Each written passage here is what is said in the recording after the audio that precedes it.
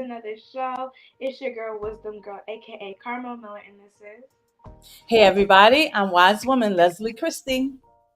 And welcome to show number 113. Hope I said Yes, 113. that. Yes. So today, our show is coping with family dynamics. So don't Mhm. forget to like, share, and subscribe. Tell somebody we're airing, and we'll see. And let's get into the show. So family dynamics can be tricky, and we've all been there, right? So it can be a sibling rivalry, feeling left out, with struggle of approval and love. And these challenges often leave us feeling conflicted. But what if we could learn from an ancient story that's as relevant today as it was centuries ago?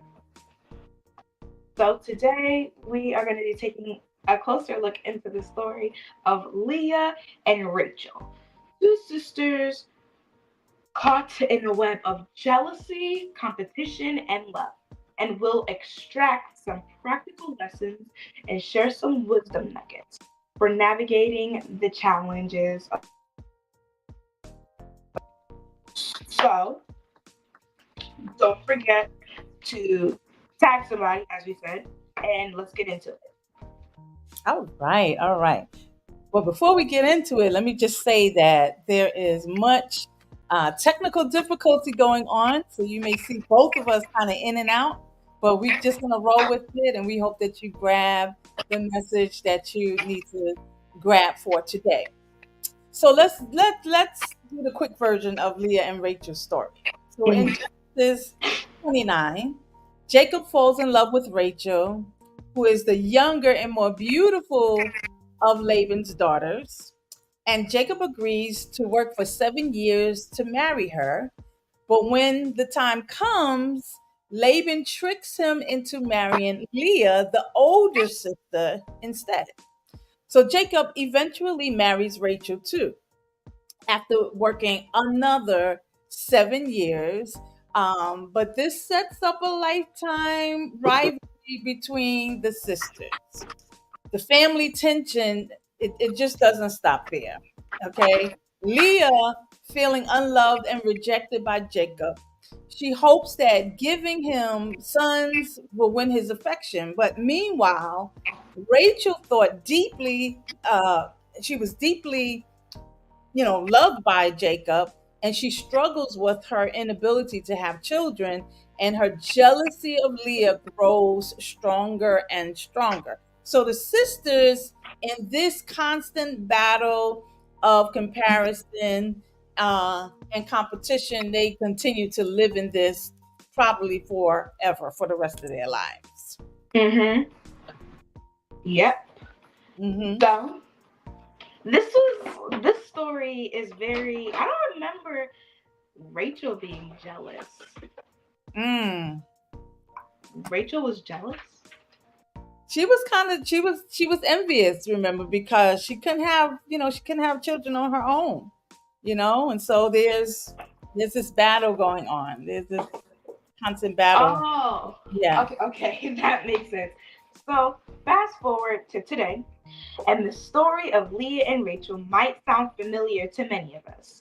Family dynamics today, whether between siblings, parents, and children, or even in laws, can Hmm. often feel just as complicated. So, what can we learn from these sisters?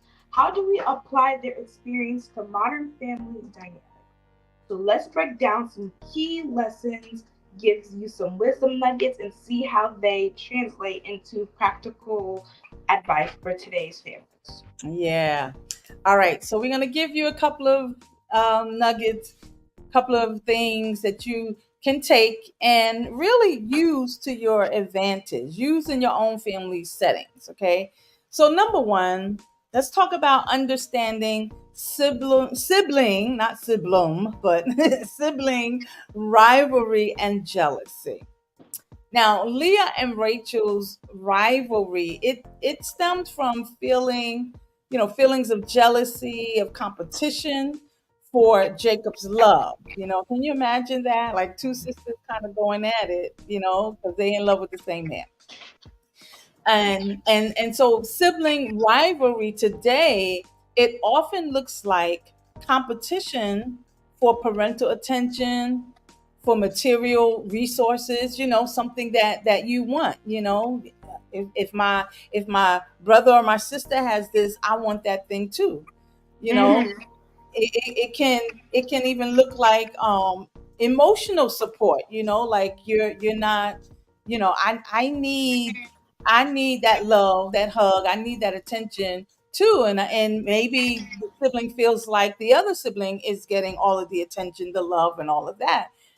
So it's important to acknowledge these feelings as unspoken jealousy, right? Because if you don't acknowledge unspoken jealousy, it can really build up resentment toward the siblings. What you think about that, wisdom girl? As I clean my glasses, As, as I can't see a thing without these glasses. I gotta clean them.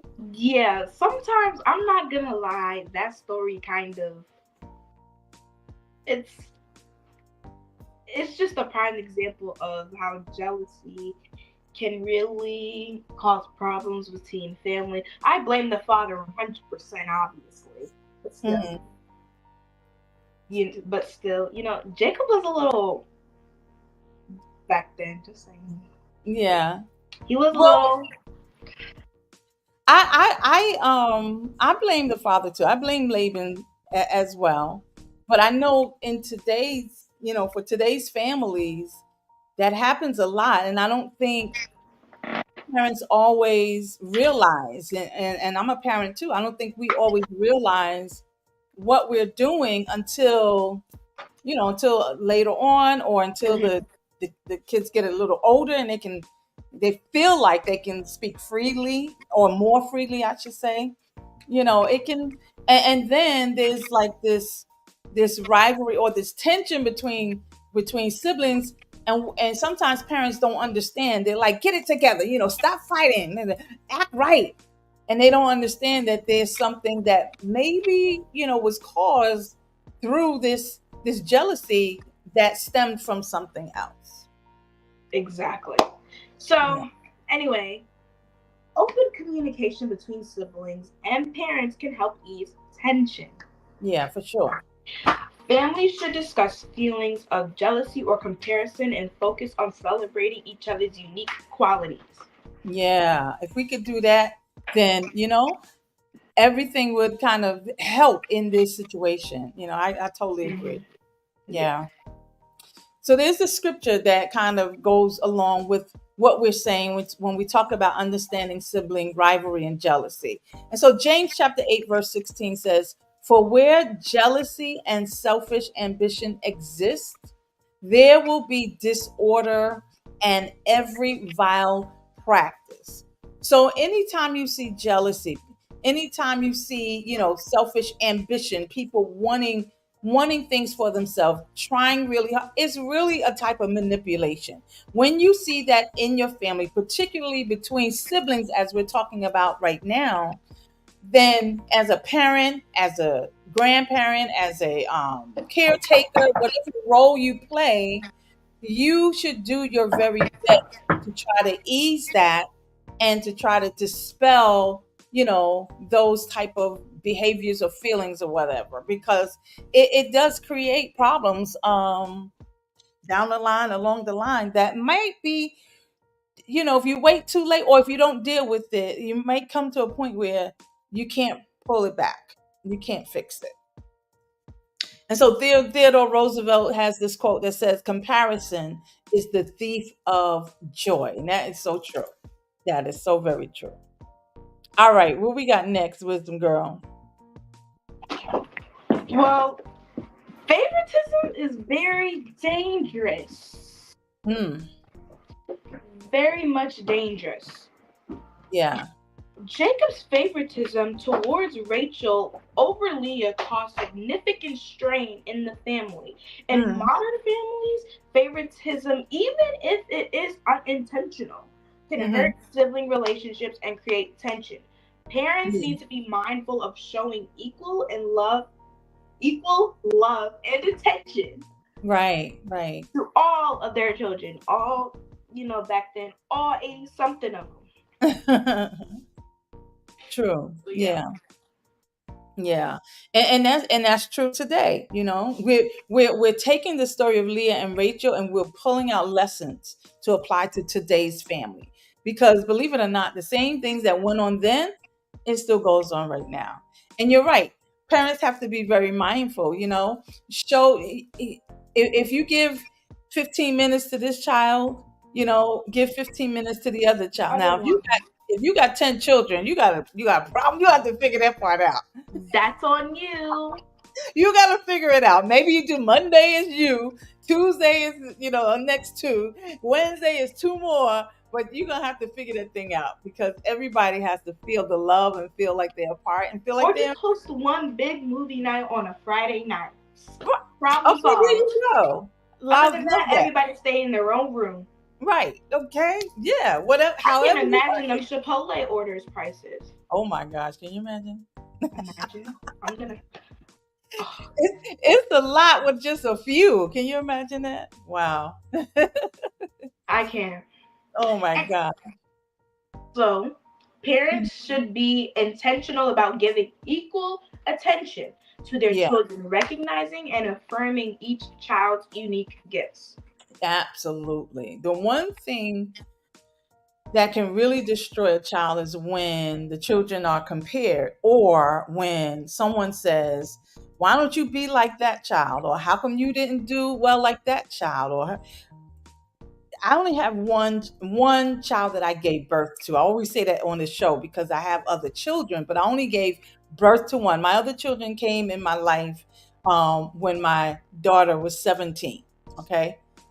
But however, she grew up with cousins, right? And there was, for the sake of hiding identity, there was someone, there was a family member, almost kind of put it out there. There was a family member who kept comparing her cousins to her, right? Because I raised her in a certain way. You have to be better. You have to do more. You have to make sure that you stand out. You will not be a statistic. You're going to try this and you're going to try that. And however I had to figure it out, even when it meant and it was like this that I only ate certain things and I made sure that she was able, to do certain things. That's what I did. And so she was very, very um um beyond, her grade level, her intelligent level, her mindset, all of that. And there was a family member who would always say, why don't you be like Kenya? Why don't you do, always comparing? And I would always have to say, don't do that, and try to make those cousins feel like they were worth something. That is something I'm sharing that to say that is something that can destroy people. And they grew up with the struggle, quite honestly, and in some ways still struggling, you know. And what parents fail to realize is I can only do what you allow me to. Yeah, for Like sure. to you can't expect me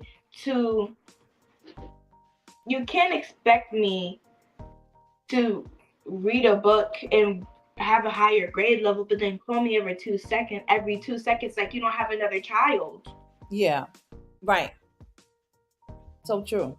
Exactly. And you can't expect me to do everything. You can't expect me to have higher grades if I'm not waking you up in the morning for work, waking us up for school, because I can't take myself to school. Well, it depends on what age you are. Certain, like if you have your license, but you got that restricted license when you're 16 or 15. Mhm. It really depends on what I said continent. That's crazy.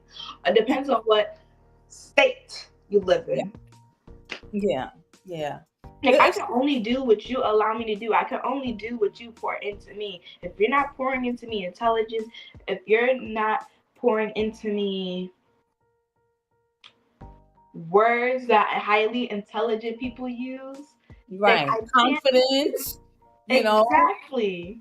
Your empowerment, all of those things. Yeah, you're absolutely Then right. I can't do none of that. Right, right, right. That's true.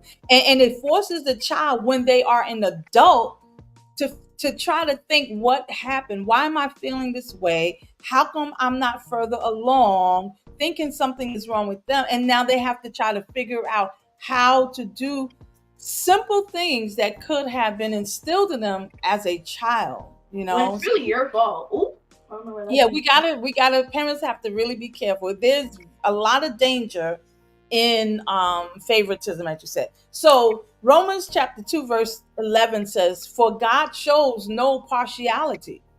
So if God shows no partiality, certainly that we should not. We parents, caretakers, grandparents, whatever part you play in the raising up of those children, show no partiality. Now, let me take a step back. If you're like, your child, one child is feeling sad and you're loving that child and hugging that child and giving that child attention and the other one is good, that does not mean you're showing partiality to that child. It means that you are meeting a need at that moment or maybe even on that day. But then it can't always be every single day. That's what you do to this one child. So I just want to make that very clear so nobody's confused and think that we're saying something else. Exactly. Like that maybe they need it for that day, but also like you have to communicate that's what that person needs. Yeah. Because when somebody asks you, oh, why'd you do this to them, but you didn't do it to me, you can't be like, oh my gosh, she was doing this, da da da da da. Yeah, for sure. For sure. Not today, Satan. Not today, Saint. No. The devil is a liar. Yeah. Did I do it right that time? Yeah, you did, right? So we have a quote. We don't know who it's from. We probably got this. I don't know. I don't know who. We probably got this from Disney. Well, what is the quote? The Let's best see. way to raise confident children is to give them love, not compare them. Now, this is where we bring up how you treat them, they're gonna treat other people. So if you're constantly most kids live in kids my age live in a household where their mother is their first hater. Wow, what do you mean? Explain that. I don't struggle with this, but this is from what I've heard, where they constantly feel, where they're constantly being felt like their mother is making them feel less than, self-esteem issues, basically stuff like that, where their parents are their first hater. Wow. Their first bully. Before they even got to experience bullying, they go home to it. Wow. Yeah. Which causes them to pick up horrible habits. I'm just saying. Yeah, that's what we call a narcissist. That's true. Or where their parents are making them have things that they didn't have. Meaning that now there's a good side and there's a negative side. A negative side is meaning that they're never perfect. Okay. But they have to be perfect, which is the negative side, because then they will never be able to eat a burger. They'll never be able to. They always have to walk. They're homeschooled. They have to be a model. So so pressure is put on them to be something, and you know what? The pressure is probably put on them to be something that their mother wanted to be and never got to. There you go. And that's wrong, parents, mothers. That's wrong. You don't do a child has got to be listen, God puts into children what he intends for them to be, how he intends for them to grow, feel, and just the way he connects with adults, he connects with children. We are all spiritual beings. And so the idea that children don't know certain things, that is false. Now they might not be mature in it. They may not be able to identify it as clearly as you, an adult, can.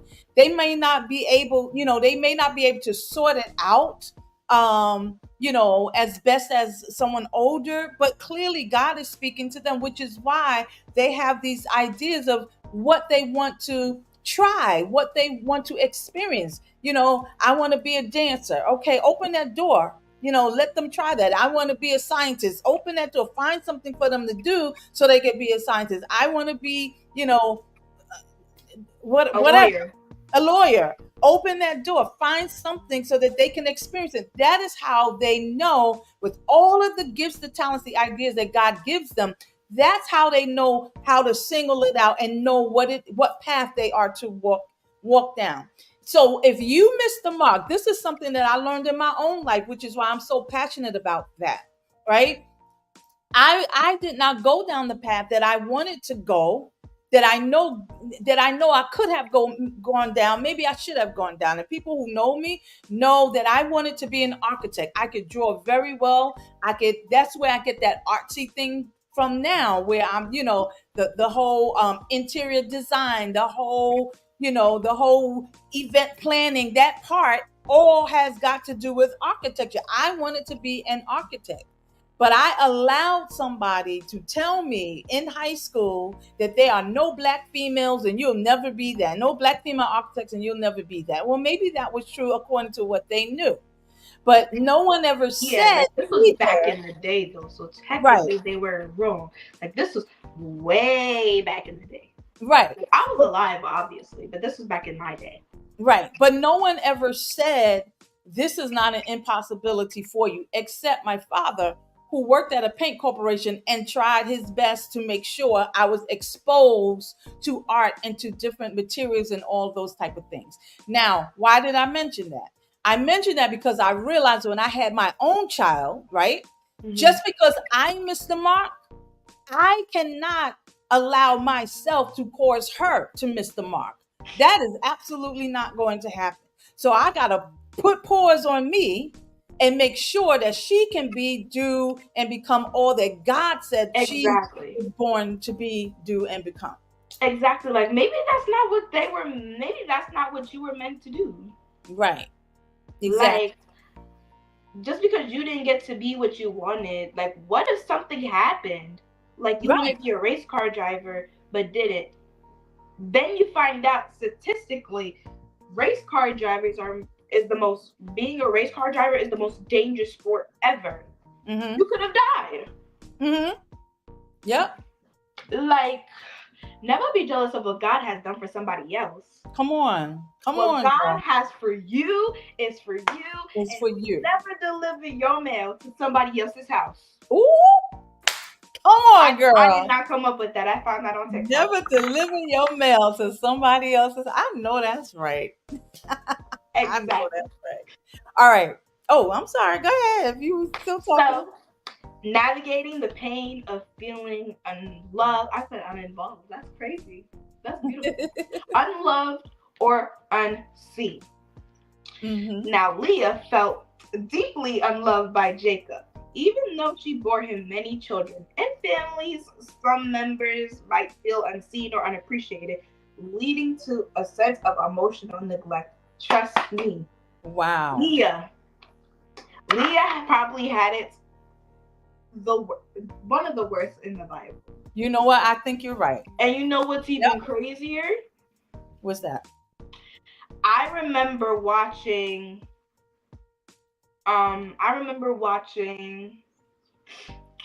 Joseph, the King of Dreams, right? And I always thought that, oh, Rachel was his only wife. And I was like, oh, snap. I was like, hold up. I was like, that's why they were so jealous. Because Joseph was Rachel's son. Jacob. No, Rachel gave birth to Joseph, which is why he was her favorite. Right. So, yeah. I was like, hold up. Yeah. Yeah. Slavery, and he ruled over Egypt. Mm-hmm. Then, years later, we have Moses, who was raised a prince, born a Hebrew. Mm-hmm. It's, I'm like, it, hold up. This is and it making and sense. it highlights or illuminates the family trait, this whole dynamic of this family, this whole, Like, Joseph you was know, the only jealousy, Egyptian feeling. ruler that was a Christian. He raised his family, who was from his wife, who was from Egypt. She Mm-hmm. was the niece. No, she was the niece of Pharaoh's wife, Mm-hmm. I believe. I gotta watch the movie again. That sounds these Bible movie soundtracks have me. Ugh. I'm like, hold up, like this makes sense. And then when Mm-hmm. Rachel died, he got another wife. Right. I But was like, hold up. going back to the point you were making though about Leah, I think you're right. She did feel she got the short end of the stick. Jacob She didn't want any of Leah's and, sons. and, and check it out. The Bible, I could be wrong. I got to go back and fact check this, so y'all don't be emailing us and saying, but they weren't trying to be. They weren't like, "Ooh, check him out." Ooh, their father was giving to Laban was giving them to Jacob. Laban was the one who, who caused all of this family jealousy and strife and all of this. But Leah is married to somebody who really doesn't love her and didn't treat her, you know, she was treated well, but she wasn't treated like Rachel. Come on. She was not. Exactly. And that can I was absolutely cause emotional neglect and stress and pain. not exactly. Now that I'm thinking about it, I was watching like an interpretation of it, like this girl Ariel Fitzpatrick. I love her so much. She's like one of my favorite TikTokers. She did this interpretation of when it was funny. This funny interpretation of the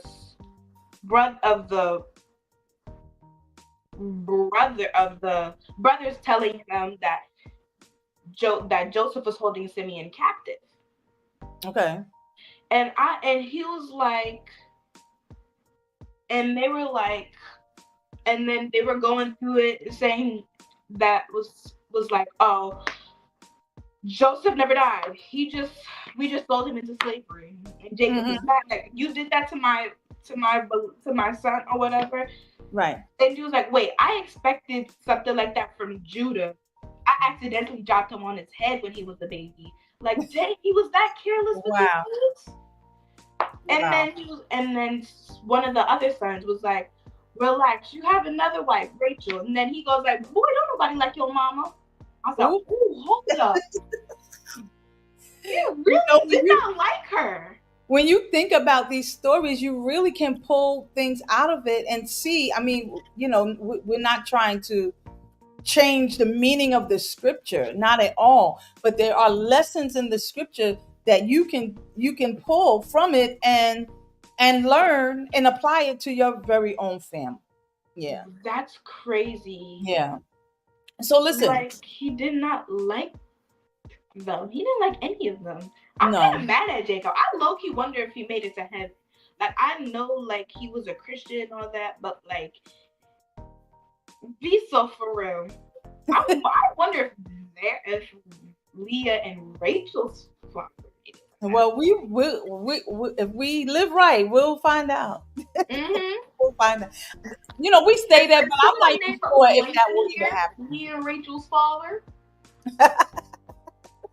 Oh, he not here? I'm not surprised. All right, so listen.